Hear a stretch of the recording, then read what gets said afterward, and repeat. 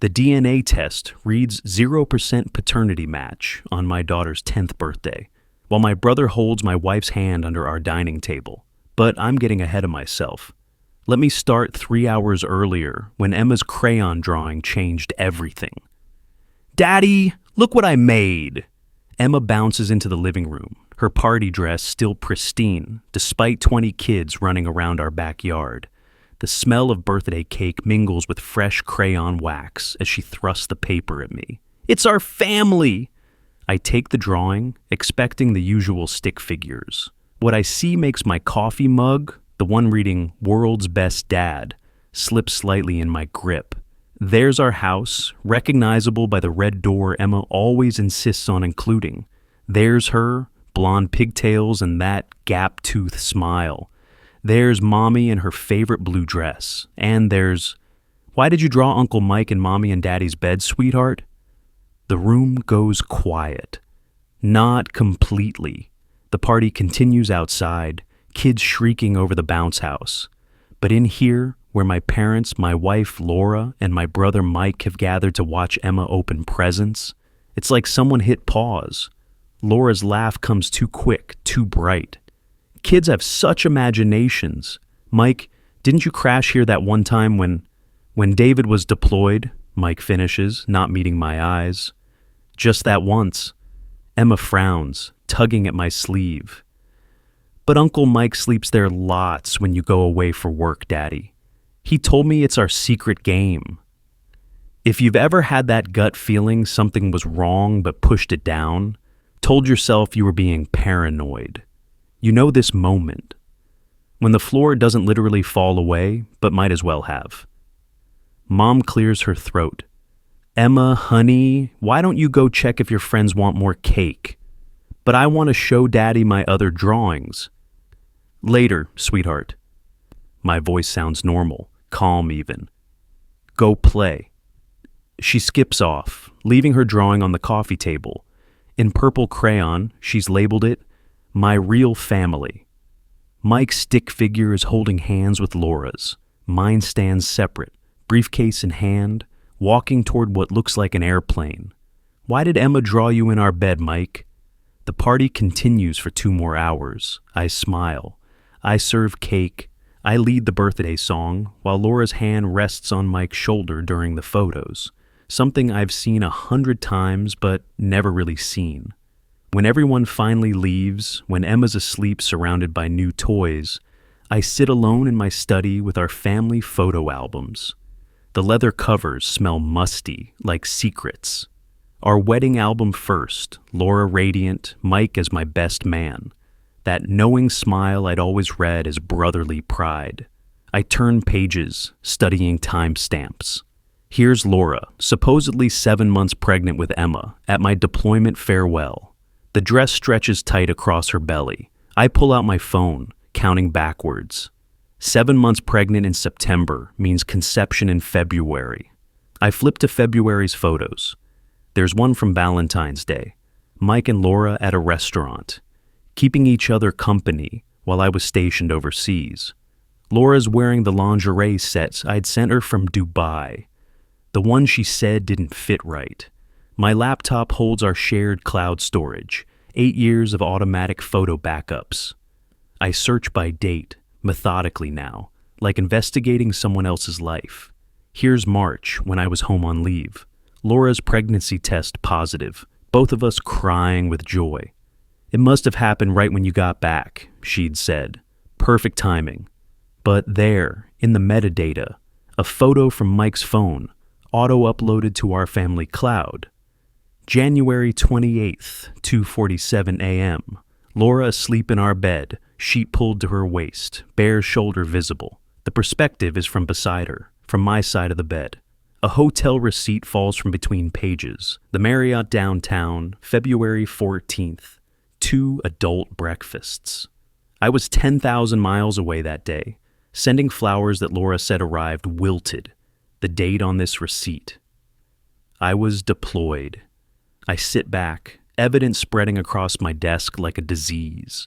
The room feels too small, air too thick. Tomorrow, Laura will suggest we start trying for another child. like she has been for months. Mike will come for Sunday dinner, like he has for years. Emma will draw more pictures of her real family, unless I do something about it. The confrontation comes sooner than planned. I'm still in the study when I hear the front door, Laura's key, but also Mike's voice. They're laughing about something, that easy intimacy I'd always envied. Big brother Mike, always so comfortable everywhere, with everyone. "David," Laura calls. "You still up?" I meet them in the kitchen. Laura's changed into her nightgown, the silk one. Mike's holding 2 wine glasses and a bottle of the expensive Merlot, the one we save for special occasions. "Thought we'd have a nightcap," Mike says. "Toast Emma's birthday properly." 10 years, I say, watching them both freeze slightly. "Can you believe it's been 10 years? Time flies." Laura's voice stays steady, but her hand trembles, setting down her purse. I pull out the hotel receipt, place it on the marble countertop between us. The paper looks small, insignificant, just ink and paper. Funny thing about time, it leaves tracks. Mike glances at it, then away. "What's this about?"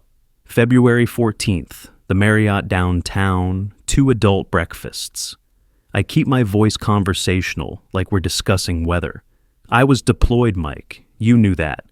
You called me that day from Mom's house, remember? Said you were helping her with groceries." "I can explain," Laura starts. Can you? Can you explain this too?" I pull out my phone, show them the January photo. "Or should we talk about Emma's drawing? The one where Uncle Mike sleeps in Mommy's bed." The wine bottle hits the counter too hard. Merlot splashes, spreading like blood across white marble. "David, you're upset. Let's talk about this rationally." "Rationally?" My laugh surprises me, sharp and bitter. "Like rational people who fuck their brother's wife? That kind of rational. Daddy!" Emma's voice from the stairs makes us all turn. She's clutching her stuffed rabbit, eyes wide. "Why are you yelling?" "Nobody's yelling, sweetheart." The shift in my voice is automatic, gentle, protective. Just grown-up talk. "Is it about my drawing? Did I do something wrong?" Laura moves toward her, but I'm faster, scooping Emma into my arms. She smells like birthday cake and baby shampoo, uncomplicated and pure. "You didn't do anything wrong. Never think that." I carry her back upstairs, feeling Laura and Mike's eyes on my back. "Let's get you back to bed." "Will Uncle Mike tuck me in? He tells better stories than you." The words are innocent, without malice, and somehow that makes them worse. "Not tonight, baby. Tonight it's just Daddy." "Emma, go back to bed. The adults are talking." After she's asleep, I stand in her doorway watching her breathe. The DNA test kit is in my truck, bought 3 days ago when the doubt became unbearable. Tomorrow, I'll swab her cheek while she brushes her teeth, tell her it's a fun science experiment for school. Downstairs, Laura and Mike are gone. There's a note on the counter. "We need to talk, but not like this. Please, David, for Emma." For Emma. Everything now is for Emma. The pharmacy closes at 10, but the one 2 towns over is 24 hours. The teenager at the register doesn't look up from his phone as he scans the DNA kit. "Results in 72 hours, he mumbles. "Create an account online. They'll email when it's ready." 72 hours to confirm what I already know, but can't accept. The kit feels heavier than it should in my hands. Back in my truck, I read the instructions by dome light. Simple process, sterile swab, 15 seconds each cheek. Mail in provided envelope. My phone buzzes, 17 missed calls from Laura, 12 from Mike, 1 from Mom. I turn it off. The next morning is Sunday. Laura's side of the bed hasn't been slept in. I find her on the couch, still in the silk nightgown, mascara streaking her cheeks.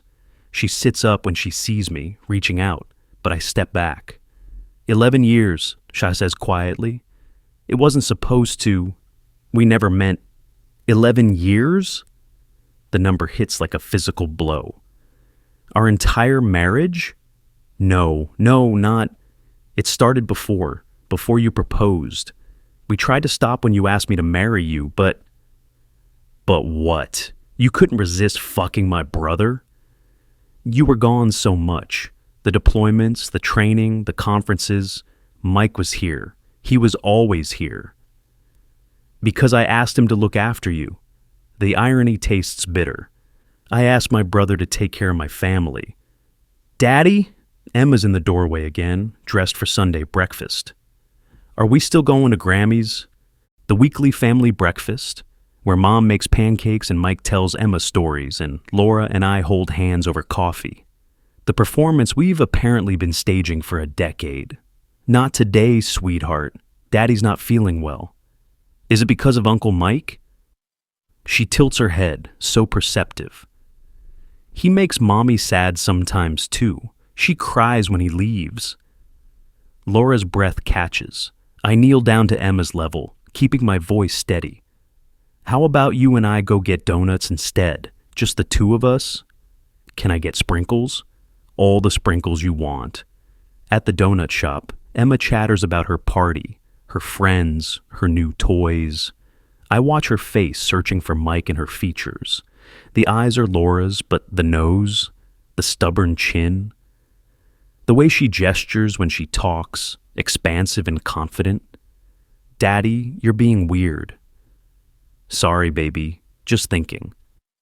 About the science experiment, the one with the stick in my mouth. I'd done it that morning while Laura cried in the bedroom. Emma thought it was fun, pretending to be a scientist. The swab is already in the mail, expedited shipping. Yeah, about that. Will I get a good grade? Results will be available in 72 hours. The waiting is its own kind of torture. Monday, I call in sick to work. My boss, Tom, knows something's wrong. We've worked together 12 years, deployed together twice. Whatever it is, he says over the phone, I'm here. Tuesday, I meet with a lawyer. Not a divorce lawyer, not yet, but someone who specializes in family law. Patricia Brennan has an office that smells like leather and coffee, with pictures of her own kids on the desk. If the test is negative, she says carefully, you still have rights. You're on the birth certificate. You've been her father for 10 years, but you need to document everything. Every text, every receipt, every memory that proves your relationship with Emma. She's my daughter, I say and mean it even as I wait for DNA to potentially say otherwise. That's what we'll argue, but get evidence of the affair. Tennessee is an at-fault state. It matters for custody. Wednesday morning, 6:47 a.m. My phone buzzes with an email notification. Your DNA family results are ready for viewing. My coffee mug, that same world's best dad mug Emma made in art class, sits untouched as I stare at the screen. One click and everything changes. Or everything stays the same, but I can't pretend anymore. You have one new secure message from DNA Labs. If you've ever lost someone you love, you know grief comes in waves. But there's another kind of loss. The loss of who you thought someone was, who you thought you were to them. That's what I'm about to face. I click the link. The results load slowly, like the website knows it's about to destroy something. There's a green banner at the top. Your results are ready. Cheerful as a birthday card. Below it, clinical black text on white background. Alleged father, David Mitchell. Child, Emma Mitchell. Probability of paternity, 0.0%. 0.00%. Not even a margin of error. Not even a whisper of maybe. I'm still staring at the screen when my phone rings. Tom's face appears on the video call before I remember accepting it. Jesus, David, you look like hell. He stops, reading my face. What happened? She's not mine. The words come out flat, matter of fact. Emma, she's not. The test came back. 0%. Tom's quiet for a long moment. We've been through IED explosions, midnight raids, watching friends die. He knows what shock looks like. But she's still your daughter, he says finally. DNA doesn't change 10 years of... There's more. I scroll down the results page. past the graphs and scientific explanations. There's a section here. Additional genetic markers detected. What kind of markers? Sibling relationship indicators between Emma and any other children I might have. My laugh sounds hollow. Except I don't have other children, but Mike does. Mike has Jason from his first marriage. The silence stretches. Tom knows Mike, has known him as long as he's known me. The test shows Emma and Jason share approximately 25% of their DNA, consistent with half-siblings. Motherfucker, Tom rarely swears. Your brother. My brother. There's something else in the results you need to see. I forward Tom the January photo, the hotel receipt, Emma's drawing, evidence laid out like a crime scene. He studies them, his investigator's mind working. Before the IT consulting, we did intelligence together. You need more proof, legal proof. This is Tennessee, right? One-party consent state for recording. Already checked. Then document everything. And David, check your house. If this has been going on 11 years, he doesn't finish but doesn't need to. If Mike's been in my house, in my bed, for over a decade, there will be traces. After Tom hangs up, I sit in my truck outside my own house, watching Laura's car in the driveway. She's supposed to be at work, but called in sick too. Through the living room window, I can see her on the phone, pacing. Probably Mike, or her lawyer. I wait until she leaves, grocery store, based on the reusable bags. Then enter my own home like a crime scene. The master bedroom first. I've been sleeping in the guest room for 3 days. Can't stand the thought of that bed. Blood doesn't make family. The thought comes unbidden as I search through drawers. Blood just makes DNA. Family is what you choose to build. In Laura's nightstand, under warranties and instruction manuals, a men's watch. Rolex Submariner, the one Mike wore to my wedding.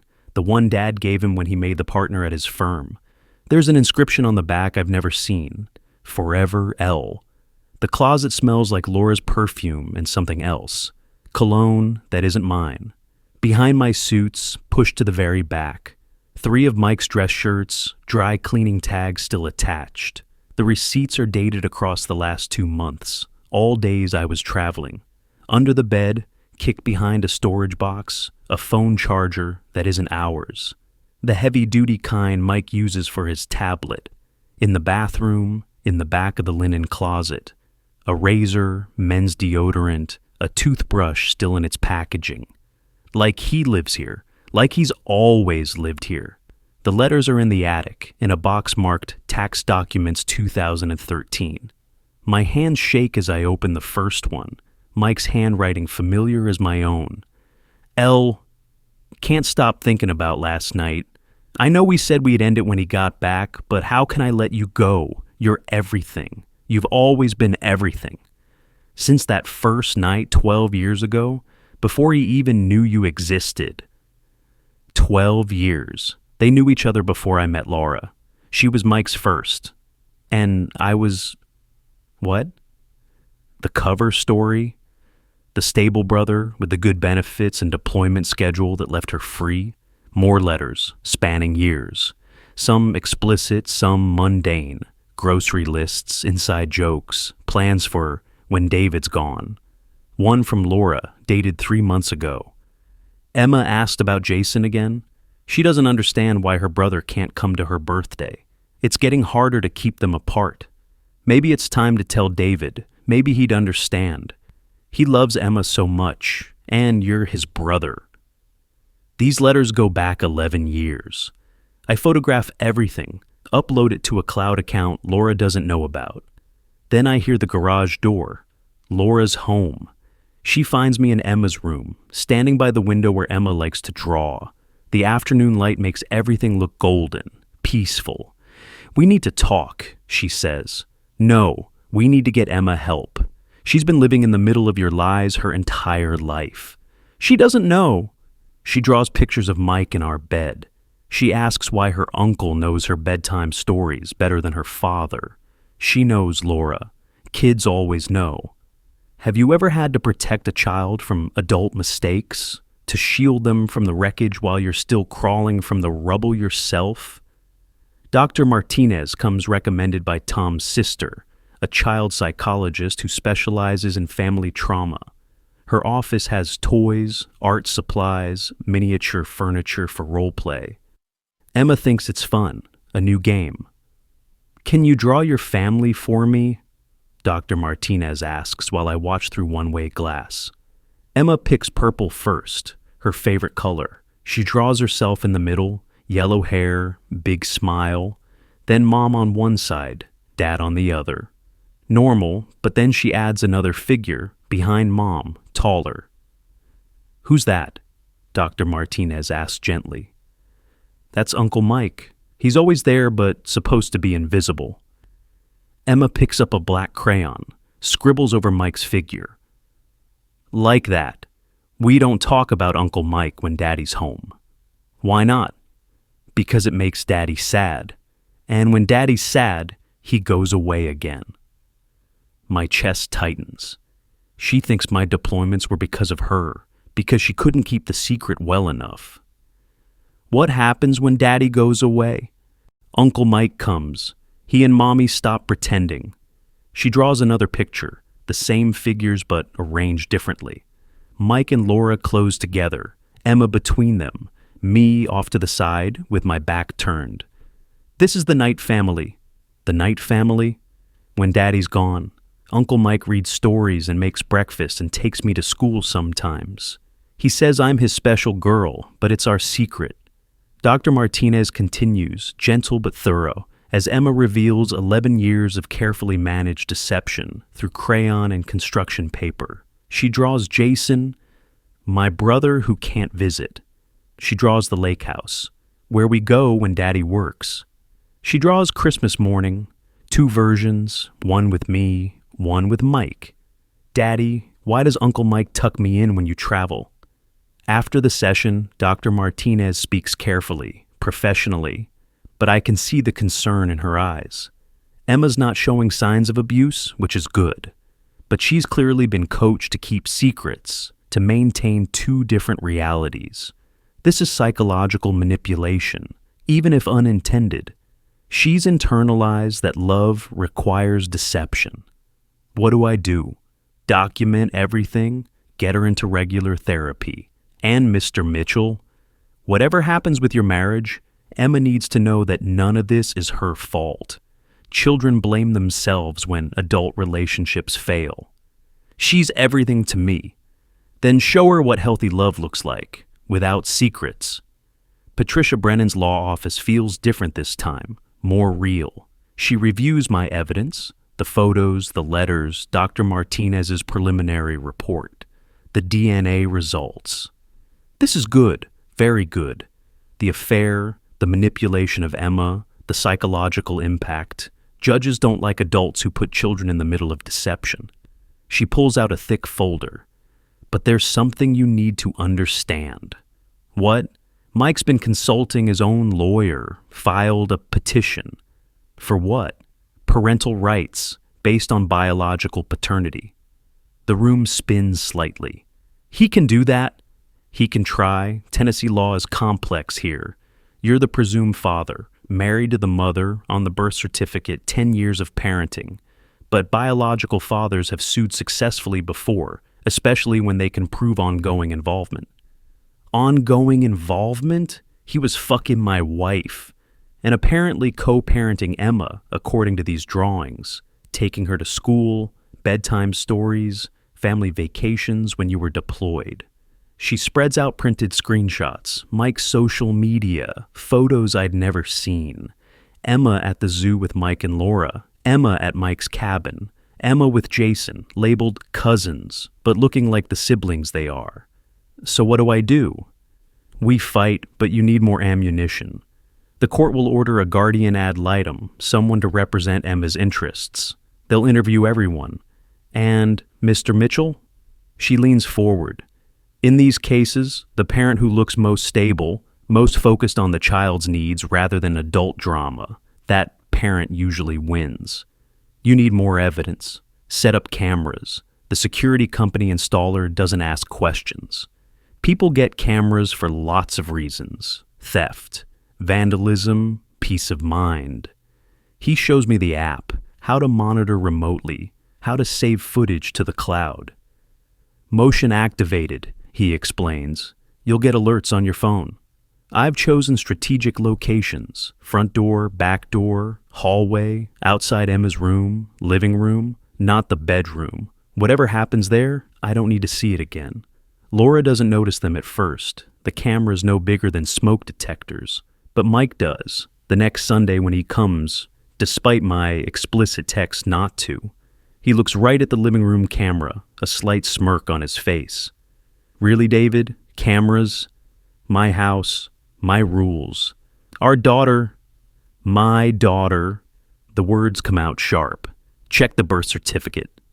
Emma's in her room, headphones on, tablet playing some cartoon. She doesn't hear us, but the camera records everything. You can't keep her from me, Mike says, stepping closer.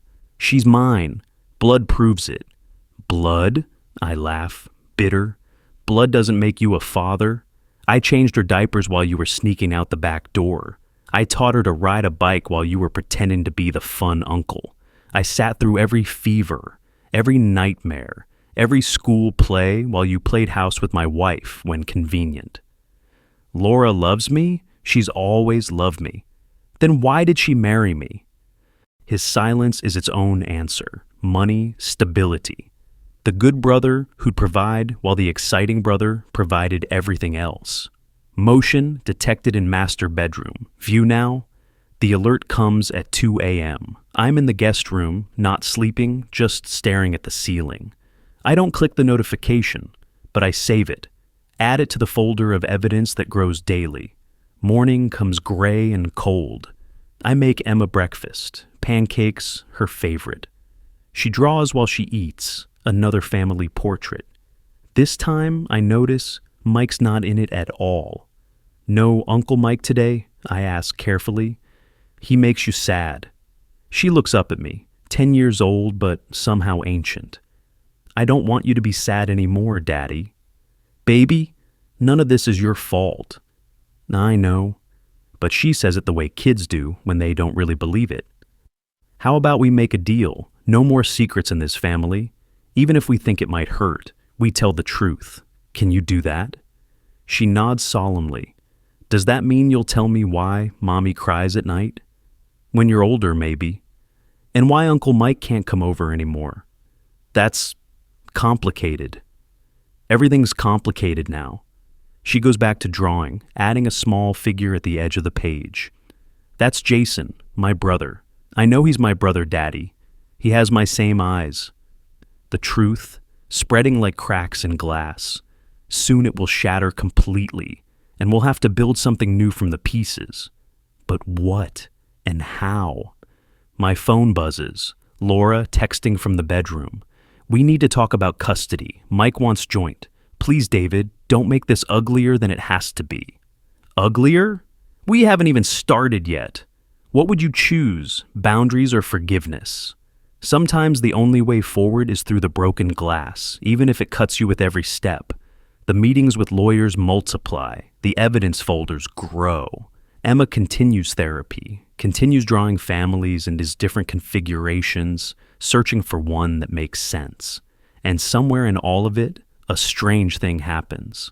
I stop grieving the family I thought I had and start fighting for the one I might still build. But first, there's a storm to weather, and it's just beginning to break. My parents' 40th anniversary party was planned a year ago. The country club reserved, invitations sent to 75 family members and friends, the same band that played their wedding booked for nostalgia.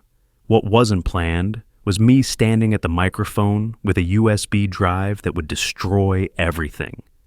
Before we toast, I say, my voice carrying through the ballroom, I have something to share. Mom looks proud, expecting some heartfelt speech about marriage and commitment. Dad's already tearing up. He always does at family events. Mike sits at the head table with Laura, their chairs too close, her hand resting on his thigh under the tablecloth they think hides everything. Emma's at the kids' table with Jason and other cousins, drawing on her placemat with crayons the venue provided. She doesn't need to see this, but she already knows the truth. Kids always know. The projection screen behind me lights up. The first slide is our family Christmas card from last year. Laura, Emma, and me in matching sweaters. Mike photoshopped out from where he'd stood behind Laura. Family, I begin, clicking to the next slide. Mike's January photo of Laura in our bed. The gasp from the audience is collective, sharp. We don't abandon family, but first, we need to define what family actually is. Laura stands, her face white. David, please, is family blood? Next slide. Emma's DNA results, that brutal 0.0% highlighted in yellow. My cousin Beth drops her wine glass. It shatters on the marble floor like punctuation. Is family marriage? The hotel receipts cascade across the screen. 11 years of Valentine's Days, anniversaries, deployments. Is family trust? Mike's on his feet now, moving toward the AV equipment. Our cousin Robert, 6'4" and a cop, steps in his way.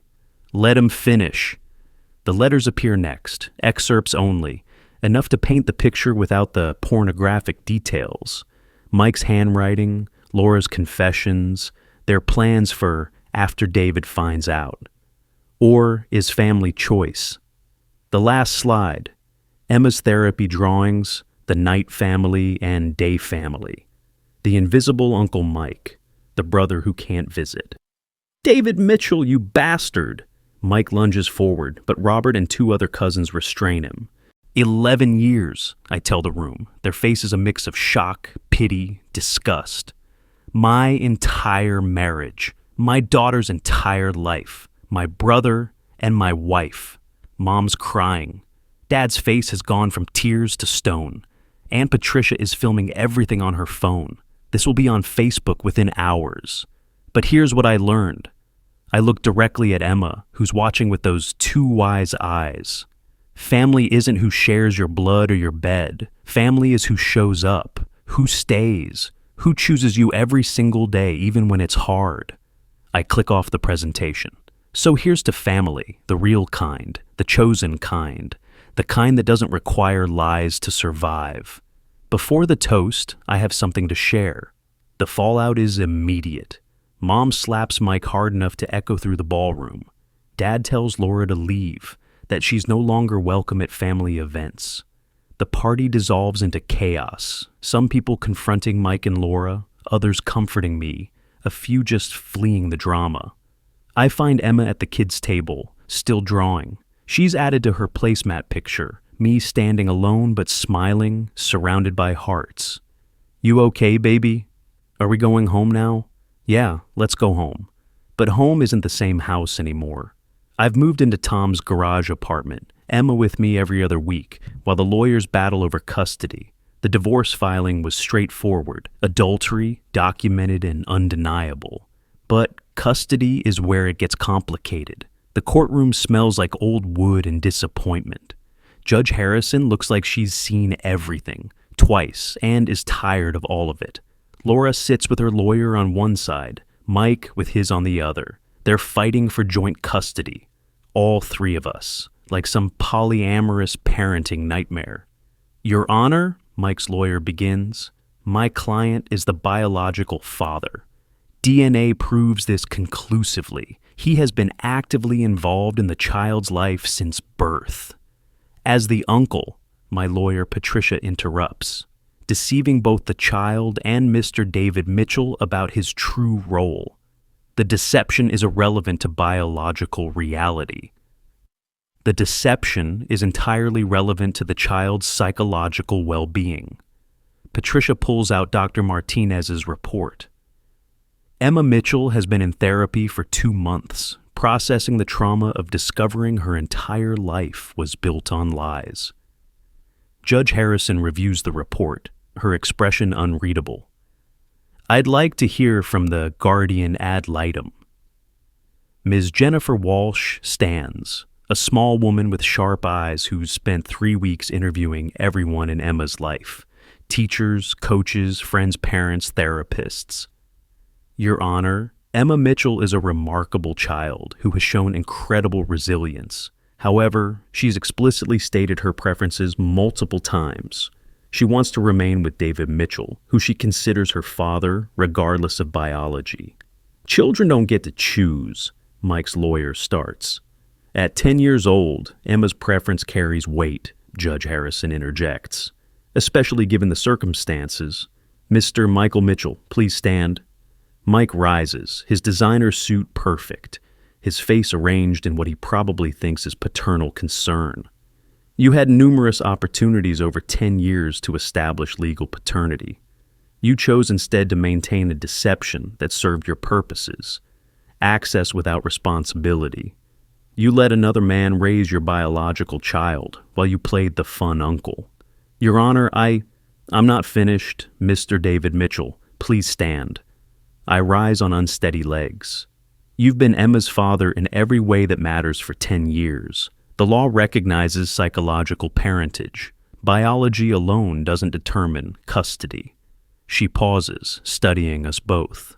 However, this is a complex situation requiring careful consideration.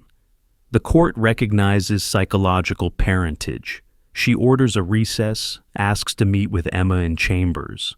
We wait in the hallway, Mike pacing, Laura crying, me sitting still as stone. Patricia reviews notes, preparing for whatever comes next.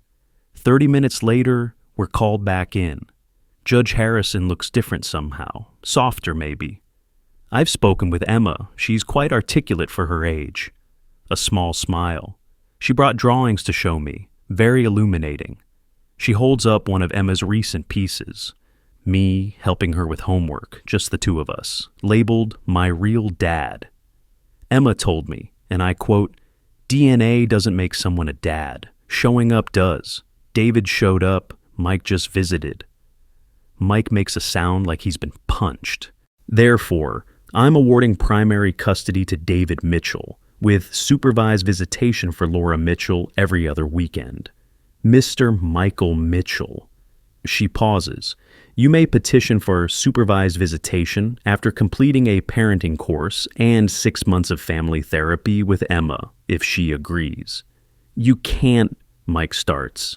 I can and I have. Biology doesn't override 10 years of deception and the best interests of the child. Laura sobs. Mike storms out. I stand there, knees weak, as Patricia squeezes my shoulder. We won, but it doesn't feel like winning. It feels like surviving. I choose my real dad, the one who stayed. The next months blur together. Emma and I find a rhythm in Tom's garage apartment. Homework at the tiny kitchen table, movie nights on the pull-out couch, her drawings covering every wall. She sees Dr. Martinez weekly, processing everything with remarkable grace. I'm glad the lying stopped, she tells me one night over mac and cheese. Even if everything else is weird now. Yeah, me too, baby. Will you get married again? I don't know, maybe someday. To someone who won't lie? That's the plan. What would you choose, boundaries or forgiveness? Let me know below. There's no wrong answer. Sarah enters our life quietly, through Emma's school. She's the art teacher, going through her own divorce, raising 2 boys alone. We meet at a parent-teacher conference where Emma's artwork is displayed. All those family drawings, evolving from confusion to clarity. She's talented, Sarah says, studying a recent piece showing Emma and me at the park, and processing a lot. You have no idea. But somehow, over coffee that turns into dinner, that turns into play dates with her boys, she comes to understand. Sarah's ex was an addict who chose pills over family. She knows about rebuilding, about explaining adult failures to children, about creating new normal from wreckage. We're a mess, I warn her after 3 months of careful dating. Everyone's a mess, she says. The question is whether you're working on it. Her boys, Alex and Marcus, are 8 and 6. They meet Emma at a neutral location, a pizza place with arcade games. Within an hour, Emma's teaching Marcus to draw dragons while Alex shows me his high score on some zombie game. Your daughter's cool, Alex tells me, unprompted. Yeah, she is. Mom says you're not her real dad, but you act like one anyway. Your mom's smart. She says that's harder than being a real dad. Sarah blushes when I look at her across the chaotic restaurant. She mouths, sorry, but I mouth back, thank you. 6 months later, we move in together. Not rushing, just recognizing what works. The boys need stability. Emma needs siblings who don't come with secrets. We all need a fresh start. The house is nothing special. A rental in a decent school district, 4 bedrooms, a yard big enough for the trampoline the kids demanded. But Emma decorates it like a palace, her drawings everywhere, including a massive family portrait in the hallway. Me, Sarah, Emma, Alex, Marcus, and the dog we don't have yet, but she's manifesting through art. Sarah's kids call you Dad now. How does that feel? It happens gradually. First, Marcus slips and calls me Dad by accident, then apologizes. Then Alex does it deliberately, testing boundaries. Finally, at Emma's 11th birthday, a small party, nothing like the previous year's production, Marcus announces to everyone that he has 2 dads now, the one who left and the one who stayed. Mike sends a card. Laura brings a gift during her supervised visit. But the real celebration is just us 5, Sarah's horrible homemade cake that we pretend is delicious, and Emma's genuine laughter. This is better, she tells me that night. Smaller, but real. Yeah, baby, real is better. No blood, no history, just choice. The letter arrives on a Tuesday, forwarded from the old house. Mike's handwriting, but formal, careful. Inside, a single page. David, I know you'll never forgive me, and I'm not asking you to. But I need you to know that in my twisted way, I thought I was giving everyone what they wanted. You got the family you dreamed of. Laura got stability and excitement. I don't know what I got. Emma's the only pure thing to come from this mess. You're her father. You always were. I was just a ghost trying to be solid, take care of her, love Sarah's boys. Build the family you deserve. I'm moving to Seattle. Jason, too. Fresh start for everyone. Mike. I read it twice, then file it away. Not forgiven, but not actively hated anymore. Indifference is its own kind of freedom. The adoption papers for Alex and Marcus are Sarah's idea. If something happens to me, she says, practical as always. But it's more than that. It's choosing officially to be what we've already become. Emma helps the boys with their drawings for family court. Pictures of all 5 of us, labeled Our Family, in Marcus's shaky handwriting. The judge barely looks at them before approving. Some families are just obvious. That night, Emma finds me on the porch, watching the boys play basketball in the driveway while Sarah makes dinner. Dad? Yeah?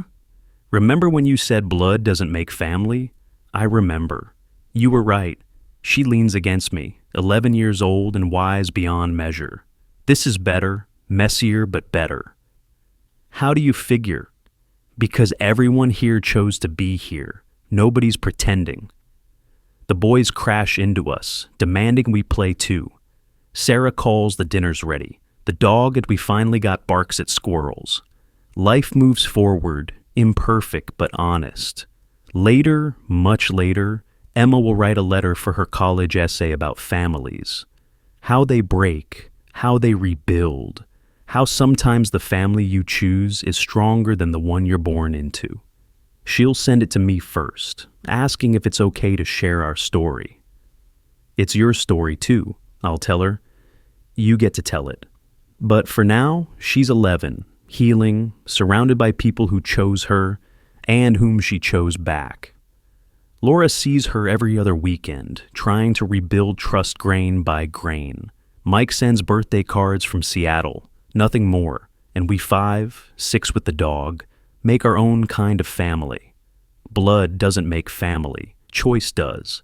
The last drawing Emma makes of this era shows all of us at the dinner table, Sarah and me at the ends, the 3 kids mixed in between. No separation between biological and chosen. She titles it simply, Home. I frame it, hang it in the hallway where everyone can see. Visitors sometimes ask about our blended family, assuming divorce and remarriage in the traditional sense. We don't correct them. The real story is too complicated for small talk, too precious for strangers. But you're not strangers. You've been here through the whole journey, the betrayal, the discovery, the destruction, and now the rebuilding. So I'll tell you what I've learned. Family isn't about DNA or marriage certificates or shared history. It's about showing up day after day, especially when it's hard. It's about choosing to love when walking away would be easier. It's about teaching 3 kids that trust can be rebuilt, that honesty matters more than perfection, and that sometimes the best families are the ones you piece together from the broken parts of other stories. Emma still draws. Now she teaches Marcus and Alex too. The 3 of them spread across the living room floor with paper and crayons, creating worlds where families look all different ways, but love the same. Sarah's and I watch from the couch, her hand in mine, both of us carrying our own betrayals and rebuilding anyway. No revenge, no hatred, just freedom, I tell Tom when he asks how I got past the anger. That simple, that hard, but that simple too. Share your chosen family story below. Sometimes the family we build is stronger than the one we're born into. The camera in my mind pulls back from this scene. 5 people and a dog in a rental house. Nothing fancy, nothing perfect, but everything real. No more secrets, no more lies. Just choice every day to be the family we've become. Emma was right. This is better, messier, harder, requiring constant work and communication and therapy and patience. But better because it's real, because it's chosen, because every person at our dinner table wants to be there. The world's best dad mug sits next to a new one the boys gave me. Dad by choice. I use them both, alternating mornings, remembering that fatherhood, real fatherhood, has nothing to do with biology and everything to do with presence. Tomorrow, Laura will pick up Emma for her weekend. Mike will send another card from Seattle that Emma may or may not open. The lawyers will process final paperwork that makes everything official. But tonight, we're just a family eating spaghetti, arguing about movie choices, living our small, ordinary, chosen life. And that's enough. More than enough. That's everything.